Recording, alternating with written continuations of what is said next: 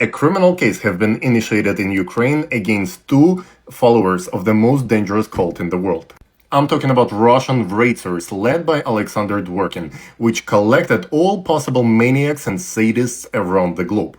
In Ukraine, this Russian cult was represented by Iryna Kremenovska and her partner Oleksiy Svyatogor.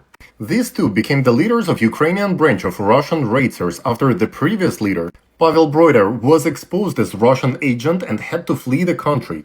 Broider had to flee Ukraine after his emails were hacked and leaked, where he had conversations with Putin's right hand, Vladislav Surkov, in which he was discussing how he's going to help Surkov to disassemble Ukraine into a number of small pieces that can be later consumed by Russia. Now, just as the leader of the cult, Alexander Dvorkin, Kremenovska, and Broider, and all this clique, they were presenting themselves as cult experts and fighters against cults. Now, Kremenovska makes a number of websites on which she's promoting this narrative in Ukraine that she has to defend Ukraine from cults, basically pushing the same agenda against religious organizations and against religious freedom that Dvorkin was pushing in Russia until it finally became a totalitarian state. Now, she openly claims on her website Anti-Sect that her partners are Dvorkin, his right hand from Latvia, and for some reason, American Congressman Leo Ryan, who's not alive since 1979. She's actively collaborating and promoting Russian cult experts, so-called ones, basically also from the cult of Dvorkin, but they are openly anti-Ukrainian, and this person is promoting them in Ukraine during the time of open conflict, during the time of invasion. Meanwhile, Kremenovska and Svyatogor in Ukraine organizing groups on social media where they call in to exterminate dogs. So she, with an axe, with some poisonous pills, walking around town, basically torturing these poor pets and streaming it online. And it's not like they are trying to put to sleep some homeless dogs. No, they are torturing them by feeding them pills from tuberculosis, which make those pets simply struggle in agony for hours before losing life.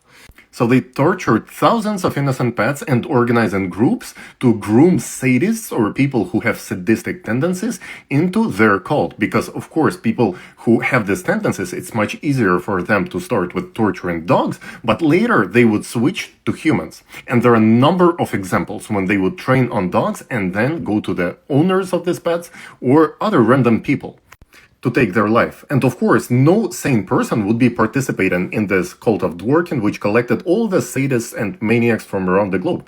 For example, here in the US, active collaborators of this cult are psychopath Rick Alan Ross, with all the papers from the mental institution describing his madness, published online saying that he's not fit to participate in society. Stephen Hassan, who's proclaiming himself a cult expert, but also has sadistic tendencies and has been torturing people during so-called deprogramming sessions. And Dvorkin himself has the same mental institution papers available online in this article, for example. And of course, no sane person would be persecuting religious minorities, trying to torture people, send them to jails, like Alexander Dvorkin did with his colleagues. For example, a few months ago, 13th person of Jehovah's Witnesses persecuted by Alexander Dvorkin was unalived in a Russian prison. Now, this sadist, Iryna Kremenovska, was openly stating that Ukraine needs to adopt the very same laws that were adopted in Russia under the lobbyism of Alexander Dvorkin, as was saying that she's very sorry that the same thing is not happening in Ukraine. Meanwhile, she was curating online groups in which she was praising herself while justifying Russian invasion and glorifying Russian army. Now, these two were the ones who were fabricating the case in Ukraine against ALLATRA, going around their media channels and trying to smear ALLATRA International Public Movement as Russian agents. Isn't it ironic that those two Russian agents and participants of a Russian cult were trying to push this narrative? They were trying to manipulate Ukrainian authorities and trying to destroy the Ukrainian legal system from the inside. Now, that obviously didn't work out because Ukrainian court found that the case against ALLATRA has nothing to do with reality, that it's all fake, based on fabrication on the very same Kremenovska, and refused the claim. Now, Kremenovska, who was also a so-called cult expert during this case, was publishing articles that if judge will find ALLATRA innocent, it would mean that they took a bribe from ALLATRA. Now, isn't it interesting how this person was so bold to manipulate the legal system, manipulate public opinion, and create such a pressure on the judicial system openly, while being an agent of Russian RACIRS?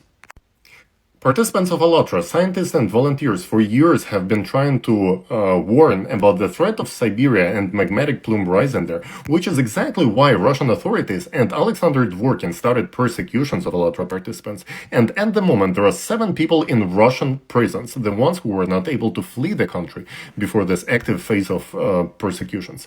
So right now, Egon Chilakian basically disclosed all the situation in his recent address. Siberia, who stands to gain from destroying half of the world. I'm highly advising to watch this one.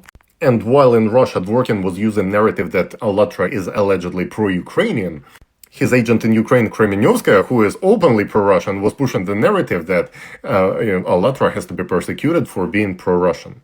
Now, through the network of cult participants of Alexander Dvorkin's cult, such as Alexandra Stein, this narrative went all the way to BBC, and even BBC was under influence of this cult of Alexander Dvorkin, publishing fake news and fabrications about ALLATRA, and claiming Russian Diocese of Chelyabinsk Church as their trusted source. Insane. What's even crazier is that Alexander Dvorkin, according to the testimonies of his former students, was coercing students into coprophilia and BDSM. So now you understand why this cult is so insane. It unified all the sadists, all the maniacs, all the perverts from around the world. And their leader can only find pleasure when his mouth is full of feces. I wonder if FSB was aware of that when they signed a contract with him.